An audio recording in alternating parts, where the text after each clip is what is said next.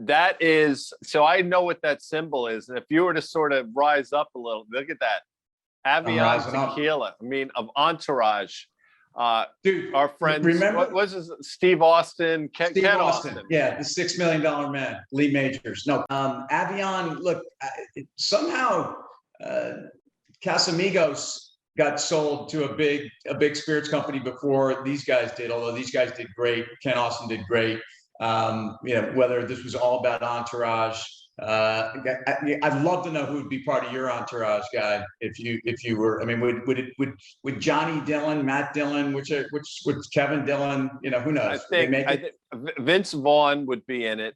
Matt Damon and Leo. How's that for entourage?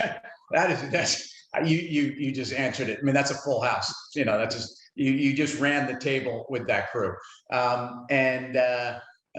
Remember.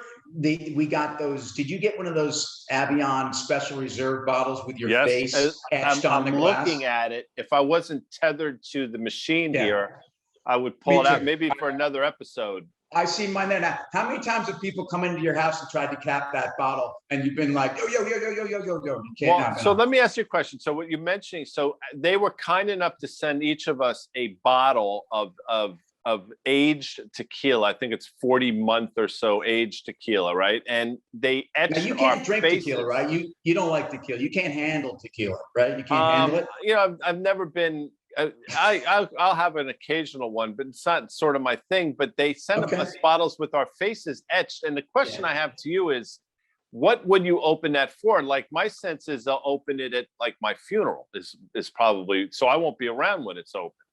No, that's a great point. I don't know. What do you do with commemorative keepsakes and things like that? I haven't decided, but I've certainly I've clotheslined a couple dudes that went near my bar and started licking their chops, getting ready to take it. Speaking of licking your chops, I mean, as a Mets fan, I'm hearing some rumors that we may be going after Max Scherzer. So clearly, trade deadline coming up. And I don't know. I mean, are the Yankees a buyer this year? You guys sellers? I mean, it's a little bizarre. I got to tell you something. We're buyers. You lose 3 out of 4 in Boston. Embarrassing. Started series with Tampa. You want to say it's important. I say with your 500 team, there's nothing important. The Yankees are miserable this year. Mets score 1 run in a twin bill and split yesterday, which is, I don't think that's ever been done in the history of baseball. I mean, I'm sure it has, but. Never has a split tasted so good. And boy, by the way, Mr. Diaz came in and his stuff was electric. Filthy. All right. Filthy. It was electric.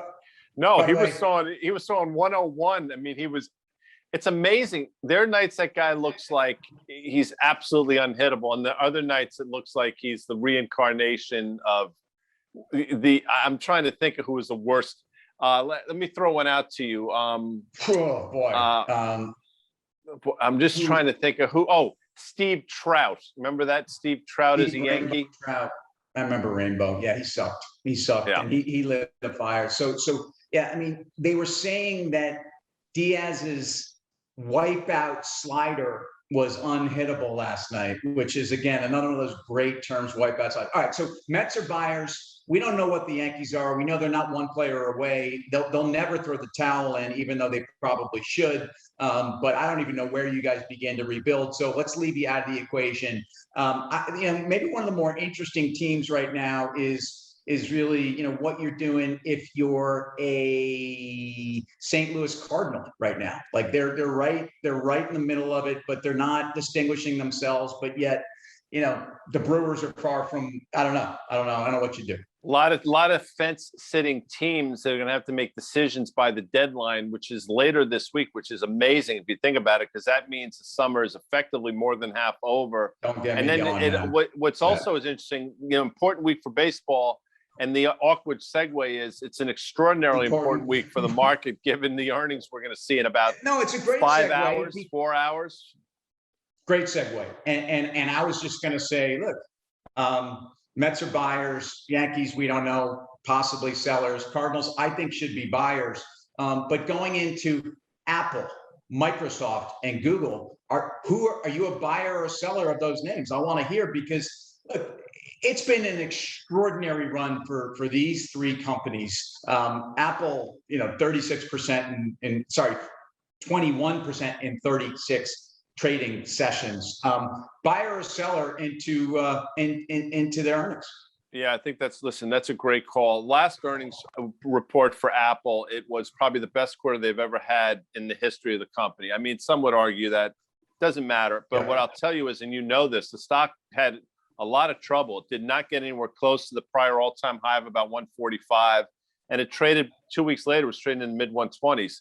Obviously, now we're making all-time highs. I don't know if the setup is great here. I will tell you, out of the three of the names you mentioned, I think the most compelling argument you can make to remain long, in my opinion, is Google on valuation and just in terms of the moat that they have. Listen, that's not to say Apple's a bad company. It's not, but I think the most tradable, the most ownable one here in earnings is Google. Yeah, I mean, going into the earnings reports tonight, a la the trade deadline, same thing for them. I gotta say, I'm a buyer of Apple, I'm a buyer of Google, and I'm a seller of Microsoft. By the way, the positioning on those three trades is not a function of the quality of the earnings. Microsoft will have the best quality earnings of this group based upon what's going on in cloud and in enterprise and what's happening. But I hear you on Google. And look, what we've seen out of Snap, what we've seen out of Twitter in terms of the ad acceleration, great story. I actually think Apple's got the mojo here, and I know that everything we could talk about as being the drivers, whether it is services or whatnot. By the way, there's a smark on your face. I can't wait to hear what you have to say. You're about. I feel like you got something. No, well, you mentioned Mojo, and that was it made me think of the movie Friday Night Lights, and the name of the high school team was, the Mojo. I don't know. It just made me sort of snicker for some. I'm not sure why. It was just, Well, Friday Night Lights, good stuff. I think the market is going to be set up for a good run here, and it's not because these stocks haven't already had a good run. I just think everything we're hearing right now is the Fed is sidelined, and kind of like your Yankees, man. I'm sorry, and I wish fair. I was kind of hoping we had a shot at a Subway Series this year with you guys. It's all fair. I mean, I think you bring compelling points. I mean, you got the polar bear swinging the bat. Looks like the squirrel finally has found his mojo. Maybe it's a blessing in disguise that Frankie Lindor went down. Maybe you'll get a Trevor Story and figure the whole thing out while Frankie's on the list. And Max Scherzer to Shea, you partner him up with a reinvigorated Jake DeGrom, and you're in business. It could be. Well, look, we will all rise if that happens. We're going to all rise tonight at the big show as these numbers come out. I'll see you there. And look, man, there's always tomorrow for your Yanks. See you later.